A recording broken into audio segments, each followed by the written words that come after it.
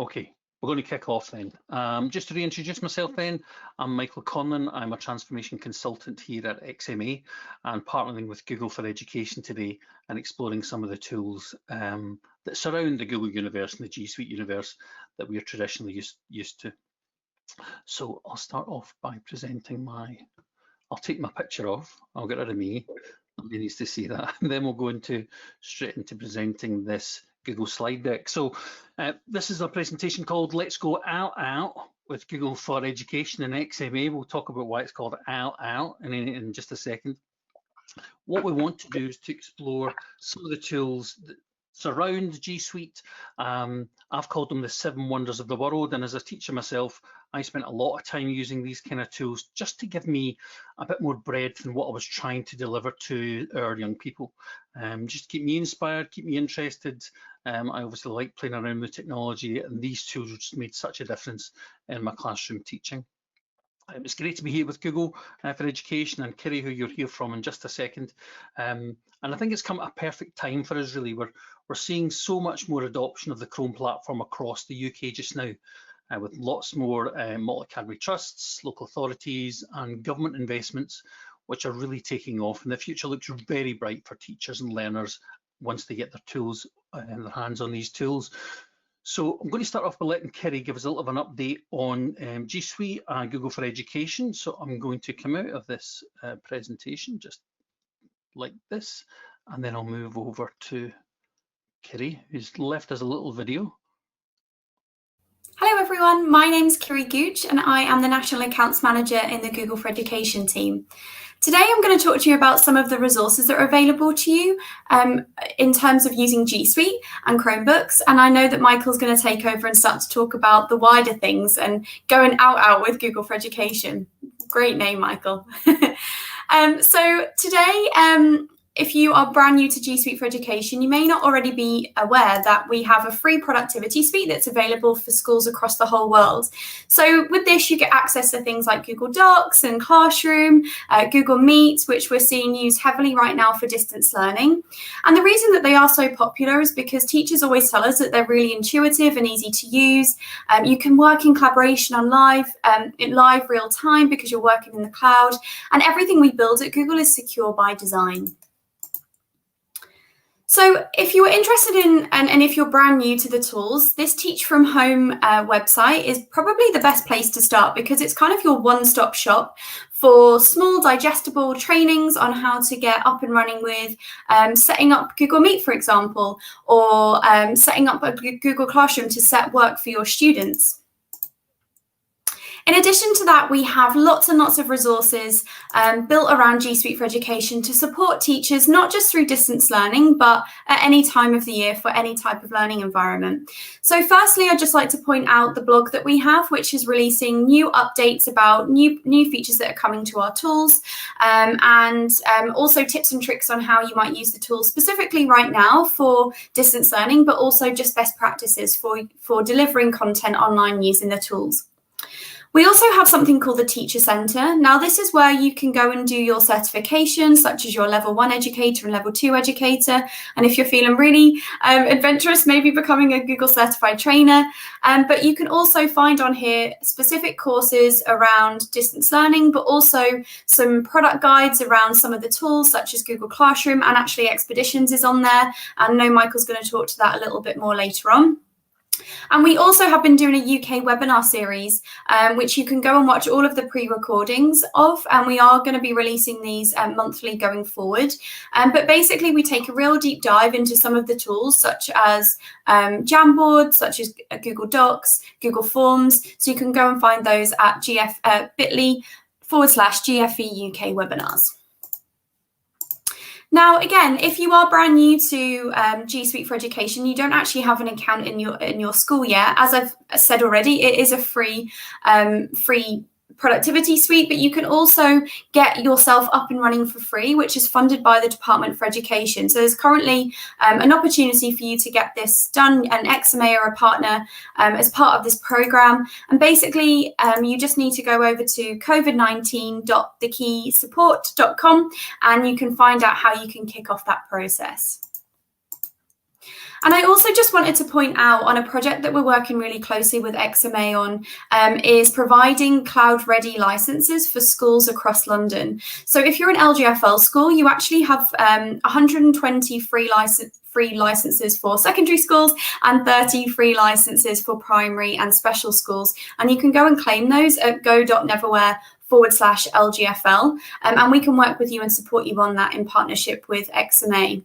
So with that, I'm going to pass over to Michael, who's going to be showing us some tools where we can really get our students thinking outside of the classroom, outside of their bedroom, outside of their kitchen, wherever they're working right now, with things like Google Earth and Google Expeditions. And with that, I'll pass over to you, Michael. Thanks for having me. Hopefully you can all see that. So let's get started then. I want to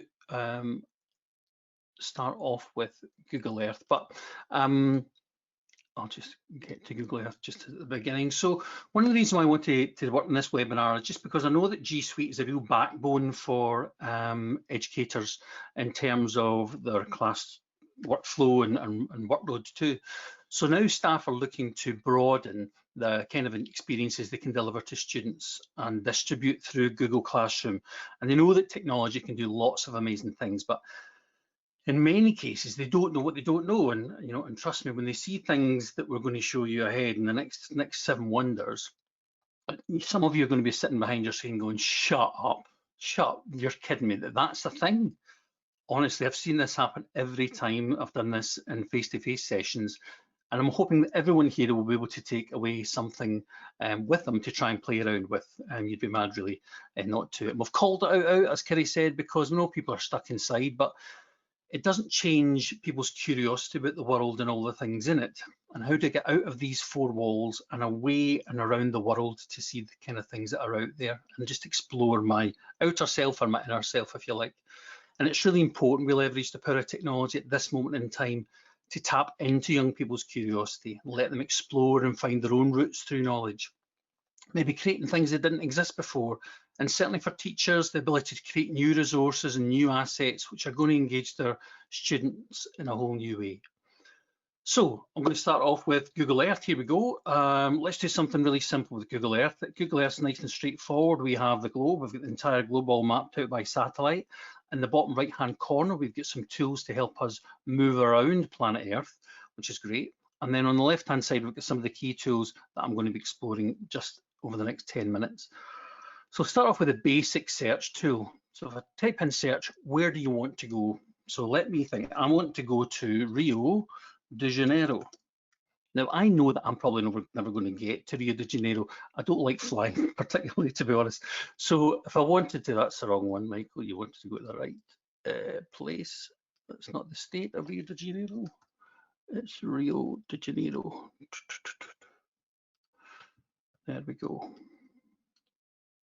And the great thing about this is I can zoom into any part of this just using, if you've got a mouse, it'll just be a particular scroll wheel, or you can use the arrows in the bottom right-hand corner. And I can zoom in really, really closely into this city and to discover what it's all about. And I can even move to 3D. If I click on the 3D tool, you can see a whole cityscape fly up right in front of your eyes. And then I can pull out as far as I want to. Let's go somewhere else. Let's go to my favourite city in the world. It's not Rio de Janeiro. It just happens to be Glasgow, where I was born and raised. And it'll fly out of Rio. You'll see there's a little information card on the right-hand side. I can click on that information card and it will show me some more information about Glasgow. But let me just zoom in to the city centre, and in particular to a place called George Square. Now, George Square is a famous meeting place in the centre of Glasgow. Really, really popular part of the city. Again, I'll jump to 3D and you can see how amazing this city looks up front and why I love it so much. You'll see in the building at the top there, it says people make Glasgow, and that's absolutely correct. People do make Glasgow, and we can zoom right in here into the city square if we want to, but I can go back to the 2D view, which I'm going to do in just a second. If I click there, It'll go back to that 2D view, and then it can pan out and zoom out again. And the reason why I've chosen George Square is because I want to show you one of the tools available to you in Google Earth.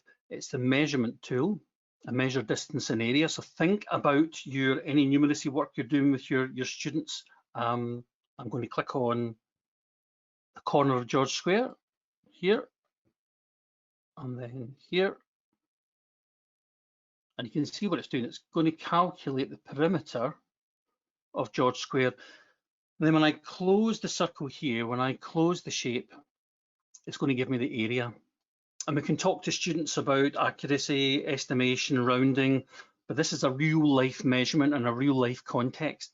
And you can do these similar things with students, take them on Google Earth to their own hometown, to their own places that they know and love, and do this exercise here. And then you can do all sorts of things with it, like how many football stadiums fit into this space, how long is it going to take me to walk around the perimeter of George Square if I go at X speed, etc., etc.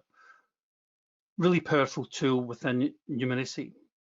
Underneath the search tool, we've got the Voyager tool. And what the Voyager tool is trying to do for you is something very, very simple. It's giving you curated experiences, guided tours, games, and quizzes. So for example, if I want to go to some of the culture experiences in Voyager and scroll down, you can see the broad range of possibilities that are there. I can go to real locations if I want to, the Mayan ruins, going for lunch. Let's just pick one of them, building the Eiffel Tower. Let's click on that.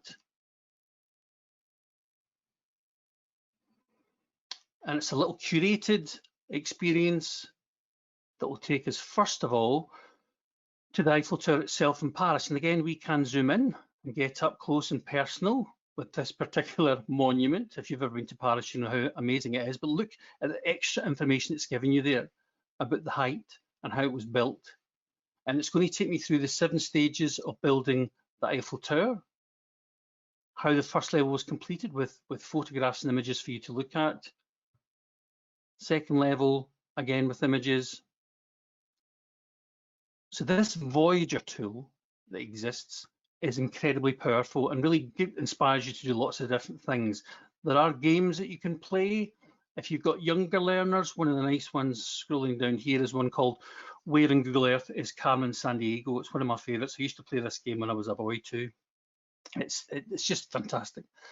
So Voyager is something I would urge you to explore. Underneath Voyager tool, we have I'm Feeling Lucky. And what Google have done is they've curated thousands of different places across the world that it thinks you might be quite interested in finding out a bit more about.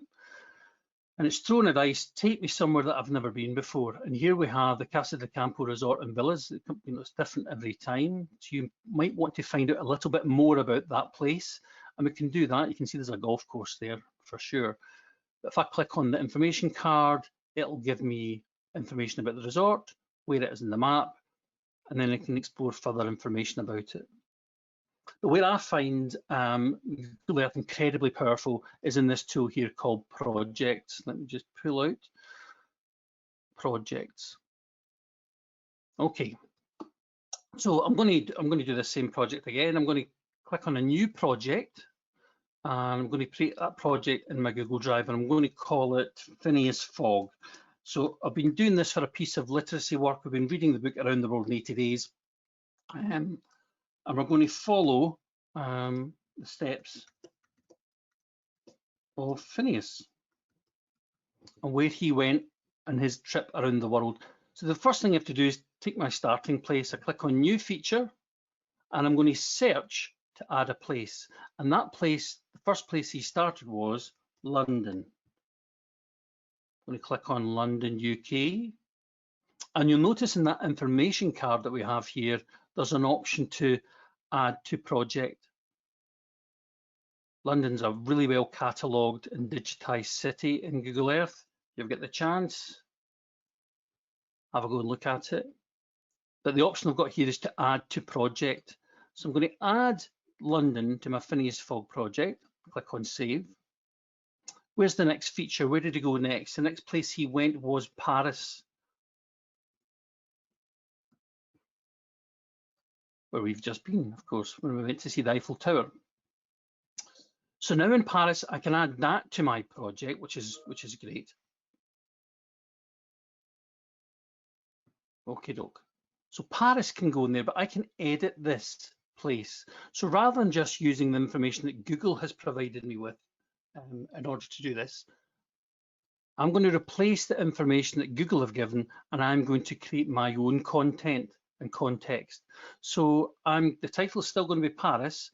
I can add in some information here, information about localities. If I can spell localities. And you can add as much text as you want in there. And then I can add some of my own pictures. So I can do a straightforward image search. So I might well go to the Louvre. If you can find a picture of the Louvre, there we go. I'm going to add that to my picture sequence for this particular part of my tour of Phineas's Fog trip. And you'll have seen there's a YouTube site there too, so you can install videos there too. So for example, if I was wanting to take a Paris walk, what would that look like? Well, here's a Paris walking tour. I can add that video to that trip so you get a sense of what it's like to go around Paris. Okay.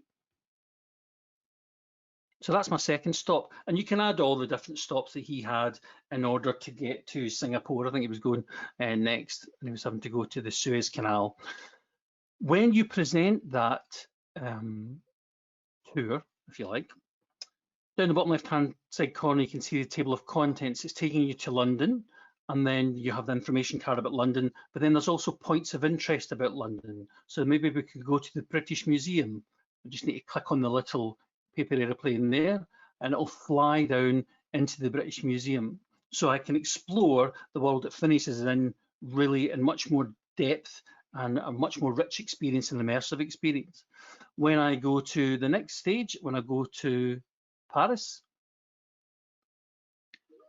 all the way over here,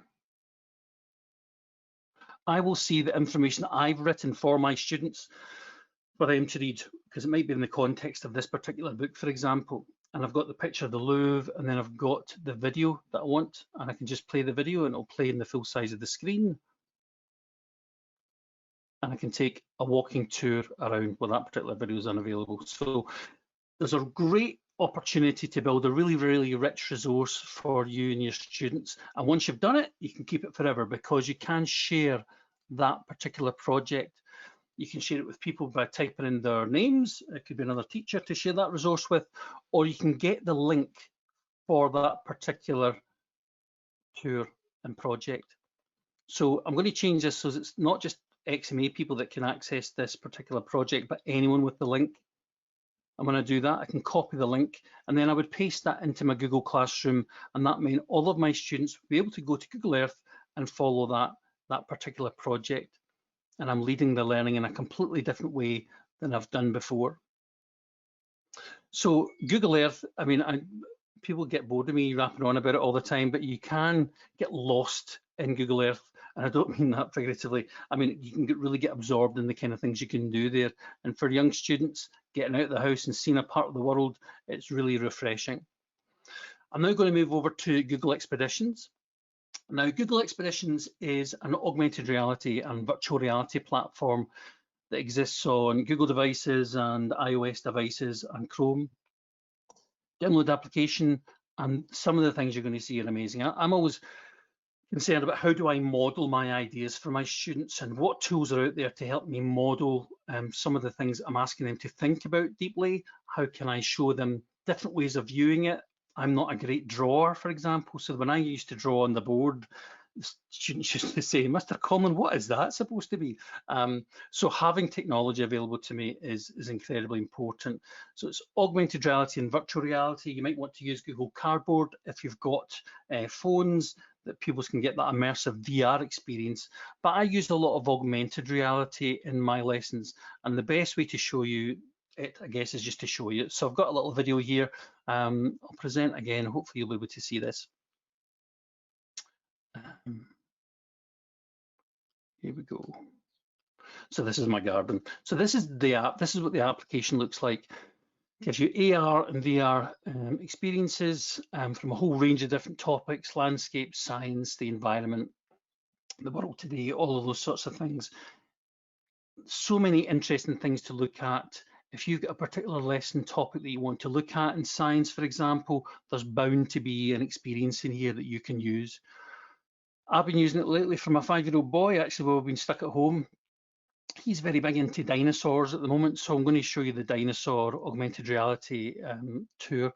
You have to download it to the device, and then you view it in augmented reality. And so here we are in my garden. Hopefully I'll turn the volume down so you can't hear the... And so there we have a T-Rex on my grass. It's a very small T-Rex, but I can go in and I can pull that up. Oh my goodness, look at the size of that. Just imagine being able to pull that up in the classroom, and you can walk around it and get close to it and really inspire the imagination of your students.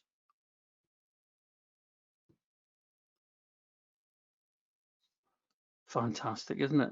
And then what I said to him was, well, actually, Thomas, it would probably be bigger than that. And so we made it bigger than that. We got my fingers on the object, and then just pull it up to the size that I wanted it to be.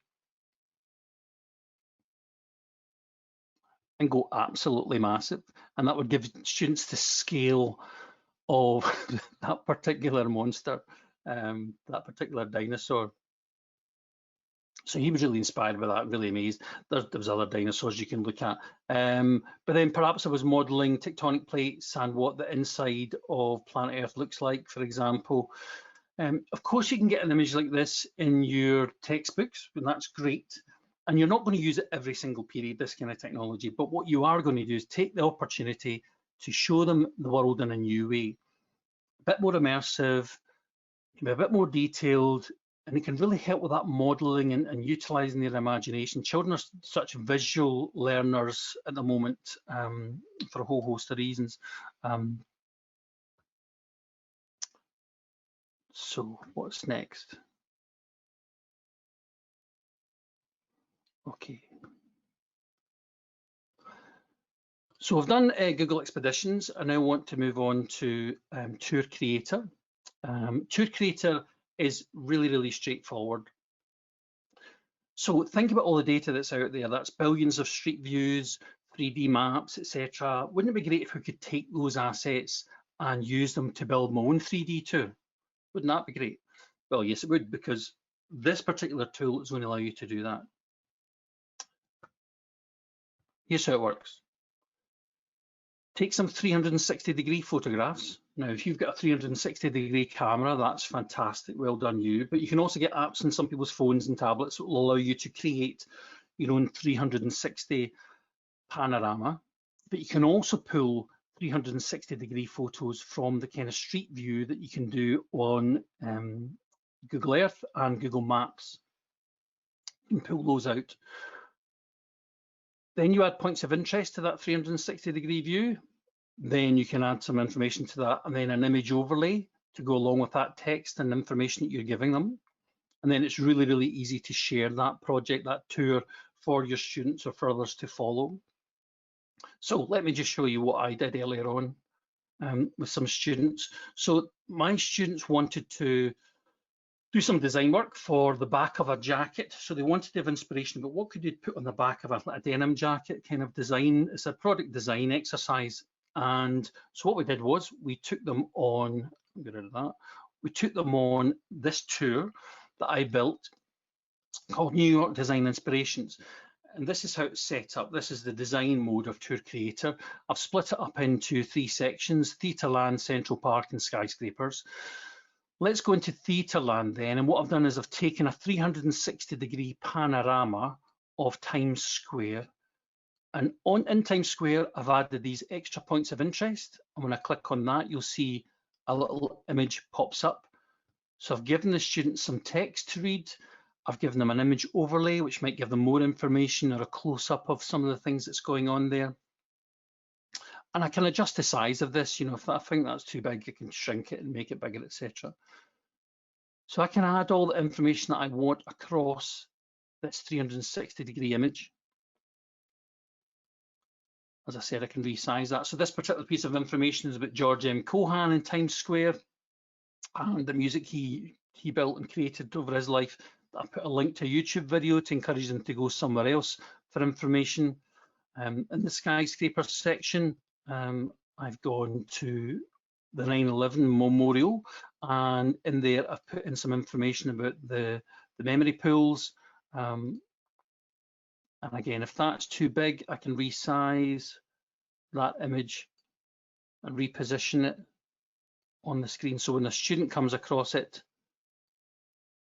they've got the information on the right-hand side for them to use. I can then, the way you would add a scene is you can perhaps go into Street View, and I'm going to look for Brooklyn Heights in the USA, Brooklyn, another part of New York, and there is a scene, 360-degree camera angle that I can then add information to. So I'm going to choose that from that starting point, add scene, and then I can add, we'll give Brooklyn as the title.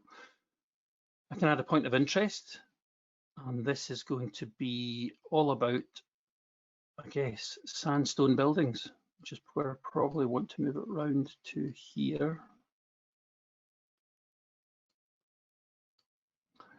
So it gives students some information about sandstone buildings. I can add a picture to that particular space, to that particular point of interest, or I can add a voice narration. So if I've created an audio file already, I can record that and upload it into that particular point of interest so they hear my voice and they hear the way I speak, and that's a bit more comforting sometimes than just a robotic person that they've never heard of before. So there's an opportunity here with Tour Creator to really create something from scratch that's an asset that you've built to make your lessons more engaging. But if you look at Tour Creator and its templates section, there's already some pre-built assets. So for example, there's an asset all about the eyes. So that's really great, rich 360-degree content that you can edit for yourself. There's one on viruses, for example, which is particularly rich and prevalent at the moment. Lots of people looking to find out more information about that. But if I look at the one I've been working on, the solar system, so you're a science teacher, you're going to be doing the solar system at some point in the year, and there's a whole pre-built solution here for you with points of interest. So I can go on a 360-degree panorama around the planets. I can look at planets of the solar system like this, and I can add the content. I can delete any content that's in there and add my own. So let me look for planet Earth. I can add a picture in there. I can add some text all about the planet Earth, explaining it in the way I would explain it to my students and not the way that Google would want me to do it. So you get a chance to really fine tune a resource like this. It's giving you a nice 360-degree model, which would be very difficult for you to build yourself, let's face it. And so I think you should take the opportunity with something like Tour Creator to create something brand new in a whole new way that you've never done before. Okay, moving on. We're doing really, really well for time. So the next one is Google Arts and Culture. Now, there's a real, what can I say? It's an embarrassment of riches. I could spend all day here. And I wonder how many school trips to museums have been missed this past little while. I find museums absolutely fascinating, and the rich combination of art and culture really appeals to me. Art's a particularly subjective one, and if you take pupils to art exhibitions, as I've done, it really lets them learn what they like and what they don't like, and they have a response. It doesn't really matter what the response is, they respond to art and about how it makes them feel. I remember taking a group of kids to a Salvador Dali exhibition, and some of the kids were walking around and saying, "I don't get it, it's rubbish." And that's okay, they were responding to how they were thinking, they didn't understand. But once we started exploring as a group and doing a bit of coaching with them, helping them to articulate why they didn't like it or how it made them feel, it really they did find it a really much richer experience.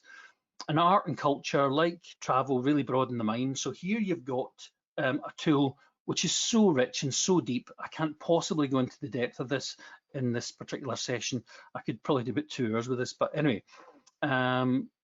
let's just scroll through it just now. So they've got all these little different projects you can go on. You can fly through the Fort Ruins in augmented reality. You can explore the Smithsonian National Air and Space Museum. You could strike a pose like an art exhibit. But here's the bread and butter. Over 2,000 museums around the world that you can visit with your students. 2,000, it's unbelievable. The Van Gogh Museum, the National Gallery of Art in Washington, museums from all over the world that host some of the most amazing artworks you can possibly find. I'm going to take you to the Mauritshuis Museum in the Netherlands, where one of my favourite paintings exists. You'll notice, just as a little clue, there's a little street view icon here, and that's exactly what you think it is. You can actually physically go into the museum building and walk around it. It's unbelievable. And I want to start off by looking at The Girl with the Pale Earring, which is one of my favourite paintings ever for some weird reason. There's lots of different online exhibits within this particular museum, nicely curated walkthroughs about how the artists developed the painting, or what historically was going on behind the scenes. But let's just jump straight to the painting itself. So if I go to The Girl with the Pale Earring, I can zoom in on that painting. Really nice. Up in the top right hand corner, I'm hoping you'll see the little zoom function, and the zoom function allows me to do exactly what it says in the tin and zoom in. And let's just look at how close we can get to this painting, and then we can move around the painting. That is unbelievable. And if you look really interestingly, The Girl with the Pale Earring is a very famous painting. Let me just zoom out a little bit here. There's a pearl earring itself, and in actual fact, that pearl earring is only made of 2 strokes of paint, 2 strokes of white paint. And that's enough of a suggestion for our brains to fill the rest of it in, which I find so fascinating. And if you think about how close you can get to this painting, you're never going to get that close in real life. And in fact, if I zoom out of here and I view this picture in Street View, because I've got the option to do that down here, here I am in the actual museum. I can zoom in a little bit. See if I zoom out, that's how far you have to stand back behind that painting. You're not getting any closer. So the fact that they've taken a digital print of that particular image, you're getting right up and close to art and how it was constructed and how it was created. If you go and look at some of the Van Gogh paintings, for example, you'll see the actual thickness of the paint on the page. Now, we could have gone, you know, if we go back to Street View for that particular museum, we can walk around it like you would walk around any other museum. Let's go over here. That's a nice piece of art, isn't it? Yeah, let's go through to this room, see what's going on in here. So even if you've never been to this museum before, you know what it looks like inside. And you can see the paintings that exist there, and you might want to find out more information about them. Unbelievable. 2,000 museums right from the get-go. If you click on the little drop down 3 arrows there, you'll see there's many more features, different collections, themes. You can go and choose by artist, art movements, mediums. But there is a whole host of other nice little tricks, bits and bobs in it. Because this song scrolls down forever. There's a tool on your mobile device you can use to take a picture of yourself or a landscape and get it transformed into a picture in the style of a particular art movement. Or, you know, if it was Munch and it was like the Scream, you can get a picture of yourself looking as if you were painted in that kind of style. And then there's the Take a Selfie tool within Google Arts and Culture app.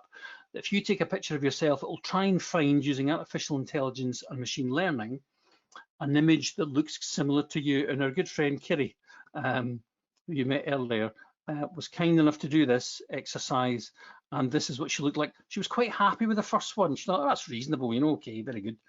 Wasn't so happy about the second one that was chosen for her. But it's a great piece of fun and a great way of introducing students to art and getting them engaged in what it is you're trying to achieve. So this goes on forever and ever and ever, and it's curated so well, and it's added to all the time and refreshed all the time. So, you know, the whole thing about the moon landing, you know, and around the world, little projects you can walk through, content that you don't have to create because it's already there for you. in ways that you never thought possible. So please go have a look at Google Arts and Culture, you'll not regret it. Okay, I'm now moving on to Google Experiments. Now, experimenting is really good. Experimenting is important. Play is such an important part of learning and invention too. And there's so many ways and so many solutions that we have in the world just now that were built by people, you know, faffing around and playing around and experimenting. And Google have got this really, really rich habit of just playing around and trying stuff and see what happens. So when you go to the Experiments with Google website, you'll be introduced to some experiments that are all around learning, and that's great. But if you scroll further down, you can get in a bit more depth and around some experiments around digital well-being. And then my favorite ones, which are Start With One, which they've tried to find a solution for maybe one person, and then to try to see how that could be built out for other members in the community. And some really inspiring stories I would urge you to go and watch there. But let's look at some of the experiments that exist in this collection, Experiments for Learning. I'm going to start off with Chrome Music Lab. So I'm going to start that experiment. And here is a whole system, a whole collection of, and I'll turn the volume up maybe so you can hear some of it. Here's a whole collection of different tools for you to use in order to create music in different ways. I'm not particularly musical or good with instruments, and many students feel the same, but they can still noodle and play around with music in ways that maybe it isn't even an instrument. So let's have a little play with this particular experiment called Kandinsky.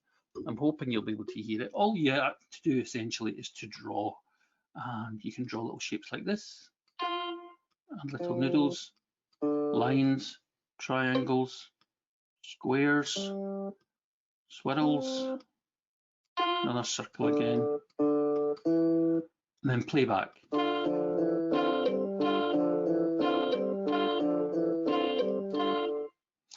What a fascinating way of creating something from scratch.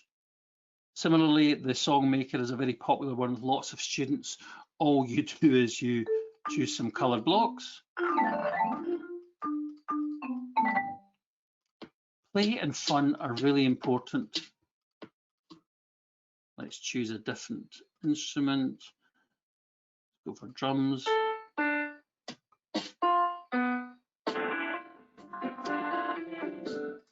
Hellish, but that's how I would start with my effort. But when you start then thinking about notes and you start talking to students about melody and beats and rhythm, this is a new way in, isn't it? It's a new way in, especially if you're in a school that doesn't have a lot of instruments kicking about. This is a really interesting way of going about that and finding out some more. Down here we have a little artificial intelligence experiment, which I love. And it's using neural networks to recognize doodles. It's using machine learning and artificial intelligence to discover what a drawing is. It's going to ask you to draw something, and then the system's going to guess. So can you draw a windmill? Okay, I'll draw a windmill. Let's give it a go. And I'll give it I see triangle. I see marker or crayon. Oh, I know, it's windmill. Oh, got it. Strawberry. Okay, that's a strawberry. I see circle or moon or potato or apple. Oh, I know, it's strawberry. Wow, very good. An angel. Okay, there's a little head. I see circle or blueberry. Oh, I know, it's angel. Oh, wow, wait a minute. Megaphone. Okay, here we go. I see seesaw or triangle or banner or shoe. I see bread. Oh, I know, it's megaphone. Wow, necklace. I see animal migration. I have no clue what you're drawing. I see camouflage. It's a necklace. What are you talking about? Oh, I know. It's necklace. Thank you very much.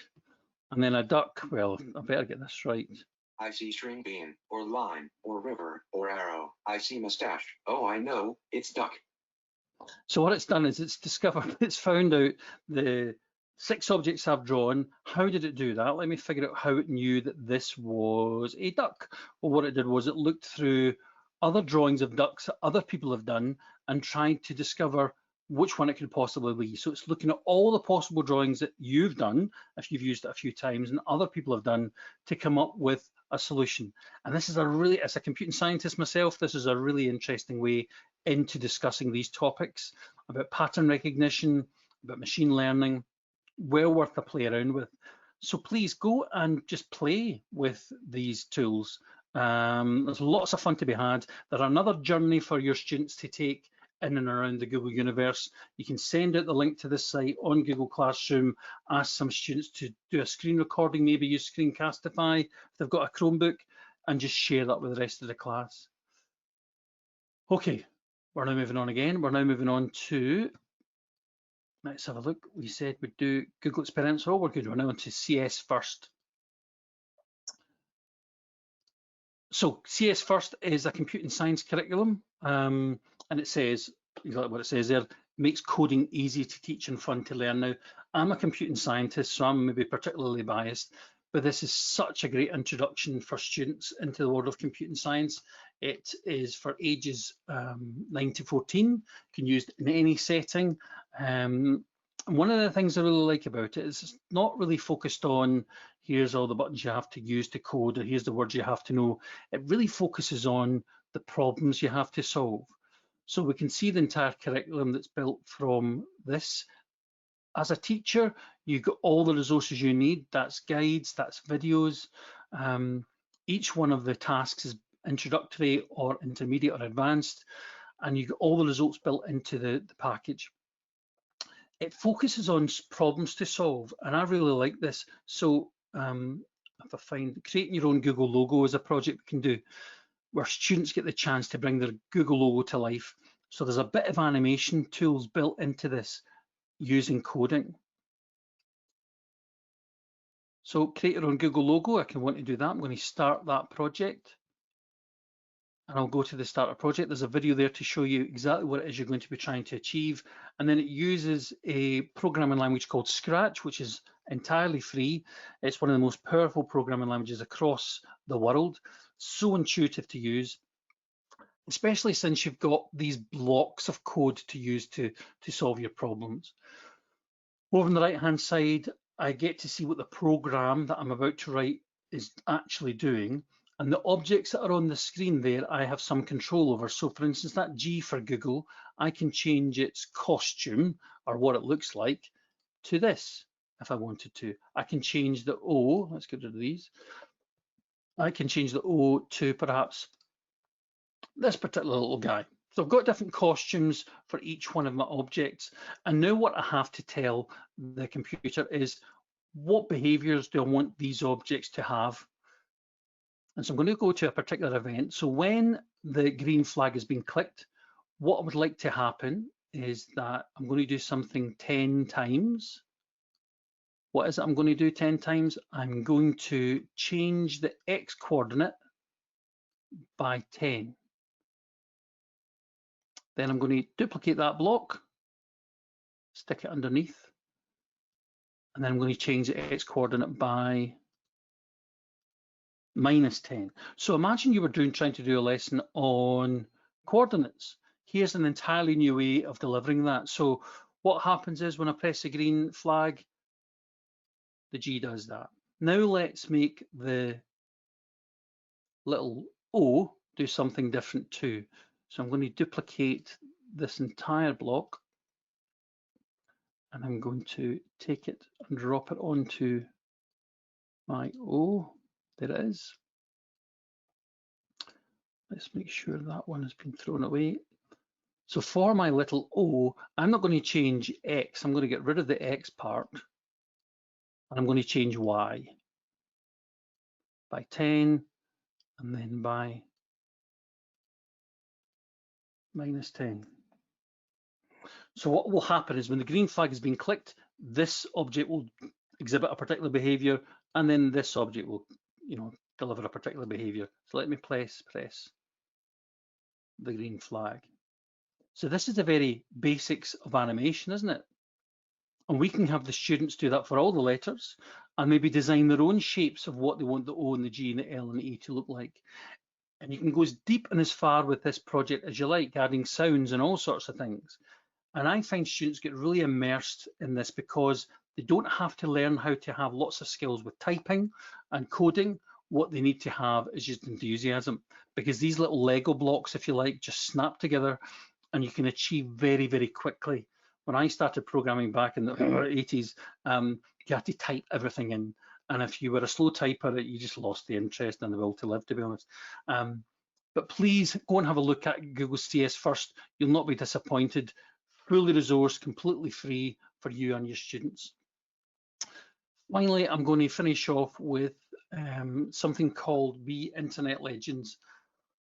We all have to take a really focused stance on internet safety and making sure our young people are prepared to engage with the world of the internet. And Google have got this really nice program in and around supporting that particular area. It's fully resourced. Again, it's completely free. It's a pack of resources for you and your students that focuses on 5 fundamentals. Sharing and the issues that are around sharing online and sharing content online and sharing messages, what's okay, what's not okay, that's called Be Internet Sharp. Be Internet Alert is all about, is what you see on the internet real? Is it, is it valuable? Is it valid? How can you tell the difference? We've then got Internet Secure. So do you understand the power of passwords and the fact that passwords are the main gate with which you can protect yourself with? It's so important to understand that. Then there's about respecting each other and their behaviours towards each other online, which are critical, especially with the rise in mental health issues in young people that I know that we're all concerned about. We really need to take a stance of being kind to each other online. And then finally, about how do young people articulate and talk about the things that concern them online?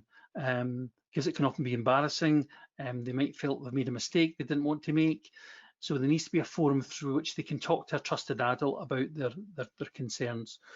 So as a teacher, what have you got? You've got a resource park, and then you've got this game called Interland. It's a great game to play. So let's have a look at the resources that you get as a teacher. So here we have the 5 particular aspects. It's for years 3 and 4, ages 7 till 9, and ages 9 till 11. That's what this is aimed at. And it's a full package. There's a letter here that you can send to parents to explain to them what it is you're trying to achieve with this particular piece of work, and to get their support and to show them some resources they could use to support that at home. And so what you have is a range of different activities that take place, and then young people finish that section by having a game on the Interland game, which is I'll show you in just a second. So for all 4 sections, you can look at the Interland resources and well as activities, and then each lesson plan is built here. Summary of the lesson, what the objectives, what the outcomes are, what the activities are going to be, the vocabulary that they're going to use through that section. Here's a session that lasts 10 minutes, summarising. It's all there for you. You don't really have to do very much apart from just pick it up and run and discuss with your fellow teachers in your school about what you might want to add or you might want to take away. If we look back at the little Interland, let's get back up to the top. Let's explore Interland. I'm a gamer, so I love this. This 3D environment is really important. That kids are engaged with the kind of games that they play. They're great arbiters of what's good quality and what's not, and they very rarely accept things which are not of a high enough quality for their standards. So here we have a nice 3D environment with a character that we can move around, tackling each one of those particular issues that are in the package about being kind, about respecting each other, about being secure. So let's go. What land is it going to take me to first? It's going to take me to the Reality River, checking that information is real. And you just do that, you play the game, and what you do is you follow the instructions on the screen in order to achieve the goal and develop the understanding that you need to have in order to stay safe online. So there's a little bit of narration at the beginning.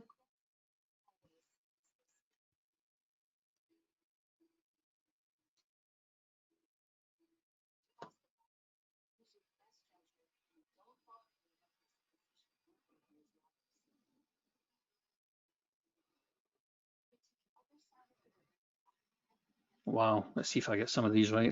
Here's hoping. So you want to avoid getting into trouble with this guy here who's going to try and give you some information. What are you going to do? Let's explore the answers. delete it and forget it. Should we try that? Nope, that's absolutely the wrong answer. It's good to recognise a scam, but even better to report it, because if it's not reported, it still stays out there. And so that takes us, we go through the game in this kind of style, raking achievements and badges and things like that. A really supportive program that I would urge you all to look at. So there we have it then. We have our 7 wonders of the Google universe. I'm hoping that at least in one of them, you've managed to take something away that you'd use for yourself and your students. Let me look at some of the questions, if we've got any questions out there. We're talking about online communities.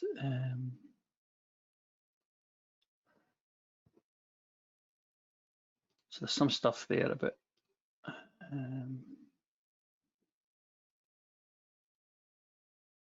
business studies, information, 16 plus.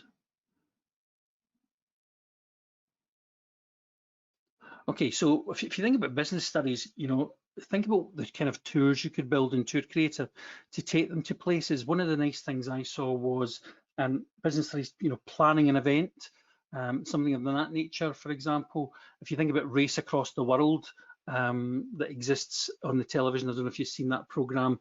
How could we encourage young people to do a tour of the world or to do a race against the world, get from London to Singapore? You don't have access to a mobile phone, and you're not allowed to fly, so how are you going to get there? Where are you going to visit? Can you capture some of the images and maybe take some videos of the places you'll visit on Google Earth? Perhaps as a teacher, you might want to build that as a tour. Maybe you're going to go to the arts and culture to maybe see some of the museums that exist in that particular space and place. It's just about using your imagination, really, isn't it? It's about thinking carefully about how you can leverage the power of each one of these particular applications for your subject. I know a teacher I worked with was using football stadiums around the world on Google Earth in order to engage his students with some numeracy work, because they were trying to do PE and how can I build numeracy into PE. And obviously you've got time, distance, all those sorts of things. But there was a way of doing things like measuring pitches, you know, and how long it's going to take you to get from the train station to the stadium, if this is a train station. Lots of great ideas, just use your imagination. I've really enjoyed spending some time with you this afternoon. I hope that you've all had something you can take away from today's session, and you and your students managed to get out of your house and maybe explore the world a little bit further and deeper. Thank you very much for your time and attention. Take care.